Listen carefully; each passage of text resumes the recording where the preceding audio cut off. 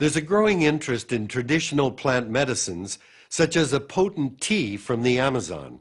It's called ayahuasca. I came here 30 years ago with Doctors Without Borders and came in contact with the local traditional doctors. I was surprised to find they had answers for certain problems that Western medicine couldn't solve. Their practice was centered around a vine called ayahuasca that, it was said, allowed one to go deep into one's true self. I drank ayahuasca and felt I had learned more about myself in one night than in the previous 20 years.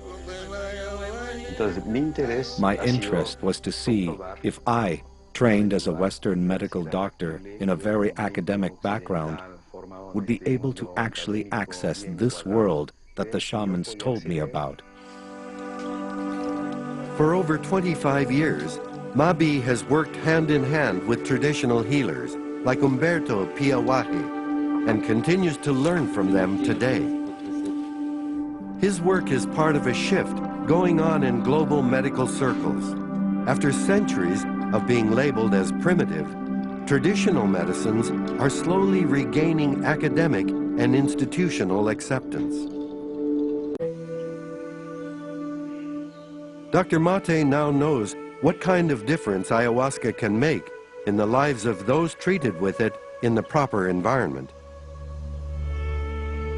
Before returning home, though, he needs to understand more about how the medicine works.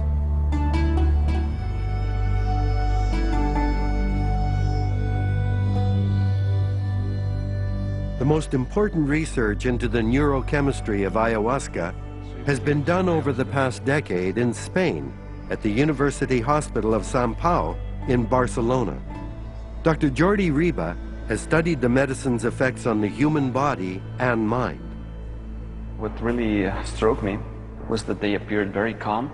After they had taken ayahuasca, they remained seated with their eyes closed, but later when I interviewed them, they told me that they had revelations and visions. Mm-hmm. They had very interesting insights into their personality, the way they behaved, how they related to others, and they found that this was very useful for their everyday life, for their personal growth. And their past, perhaps, as well? Yeah, they also had emotional memories of their past, sometimes traumatic events. Yes. Some time ago, I used to joke saying that ayahuasca allowed people to have a random access to memory. But I think that it's not random, because what usually comes up are memories that have a very important emotional load. Yes. It's not just like remembering what you had yesterday for dinner, but perhaps how you felt about a relative or a loved one some years ago, or you remember some experience that was emotionally relevant to you. Dr. Riba and his team have found that ayahuasca hyperactivates the highly evolved neocortex, the area of the brain that makes us human. This is where we perceive, reason, and make decisions. Ayahuasca also activates regions like the amygdala, which acts as a storehouse for early emotional memories, specifically the most traumatic or significant ones, like the loss of a parent. Finally, ayahuasca activates the insula, which is believed to create a bridge between our emotional impulses and our decision-making capacities. So is that where awareness would be mediated? The neurologist Damasio, yes, he says the area where feeling states are generated is the insula. According to many neuroscientists, our decision-making process has a powerful emotional component.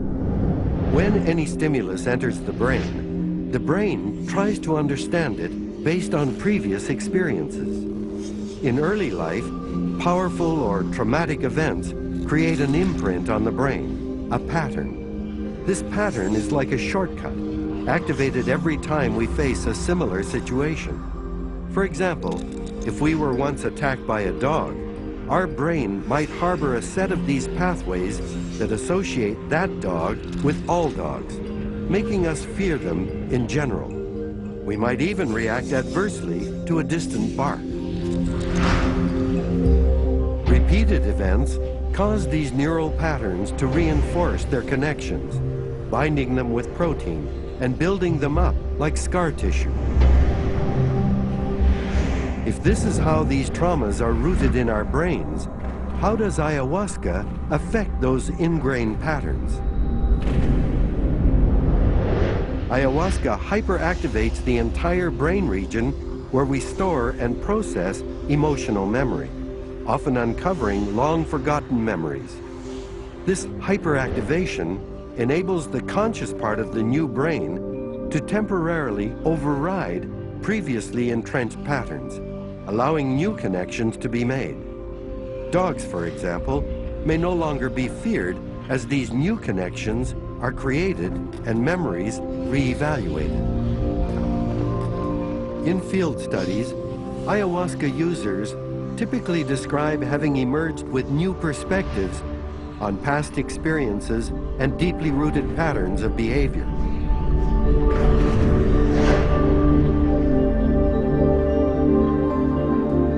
Still in Barcelona, Maté visits Dr. Josep Fábregas, who has conducted the world's largest study on the long-term effects of ayahuasca. Over a period of several years, regular users were put through standardized tests to measure the effects of the tea on reasoning and decision-making. His results show that ayahuasca is not addictive and that ritualized use has no detrimental effects on healthy subjects. In fact, in certain cognitive tests, long-term users scored better than the control groups. Of course, the really interesting question is, now that we know that it's safe, is it also helpful? Is it useful? For some problems, this is it's a very good solution. For example? For example, post-traumatic stress, the Yes. stress for the sexual abuse in the young people. Yes.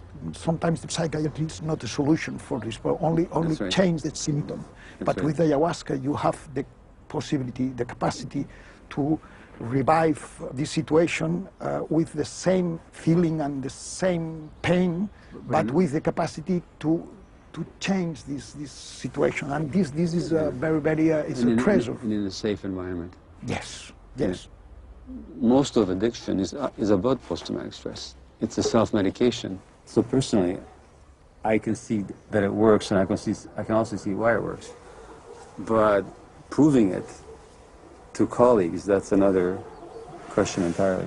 It's not the ayahuasca, it's the ritual use of the ayahuasca. Dr. Maté is determined to apply what he's learned to help his patients, but he knows it will be a challenging prospect.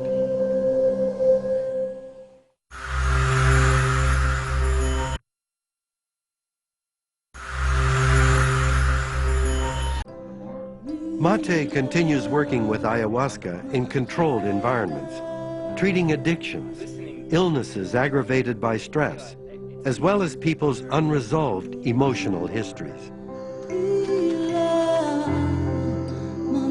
Dr. Maté is now one of a group of doctors working to advance their knowledge of these plants, to promote healing where Western medicine has proved inadequate. The plant has enormous possibility, enormous power, and enormous potential. And with the appropriate context, we have a tool, not a tool, but a partner, an ally in healing that we simply cannot afford to ignore. Thank you.